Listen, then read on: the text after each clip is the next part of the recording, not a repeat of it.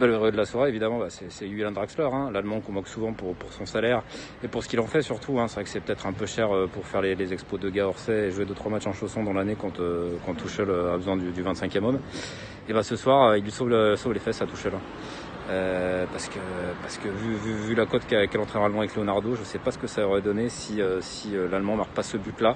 Il a été bon en plus ce soir, un des meilleurs Parisiens. Ouais, pas joué très vite, mais enfin il se crée 2-3 occasions et surtout il a le caractère pour aller mettre ce dernier but et donner une autre, soulager un peu tout le monde après 3 jours après ce classique difficile.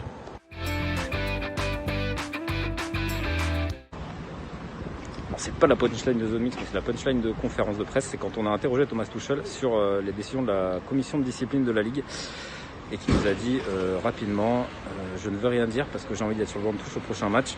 Sous-entendu, je ne suis pas du tout d'accord avec les décisions qui ont été prises et je dirais même qu'il a été complètement sur les fesses, pour ainsi dire, quand on lui a dit que Di Maria allait être entendu par la commission de discipline la semaine prochaine, le 23 je crois, laissant augurer une lourde sanction.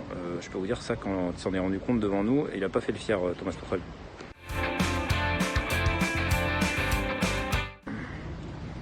Le pari qui méritait mieux, c'était celui de Vincent Ognon. On va parler un peu du FC Metz.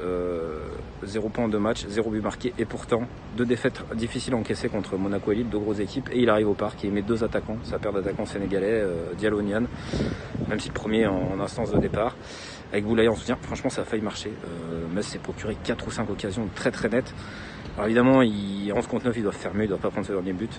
Mais franchement, j'ai rarement vu une équipe aussi faible que Metz sur le papier se procurer autant d'occasions ici au parc. Sincèrement, ça méritait au moins un point, si ce n'est 3.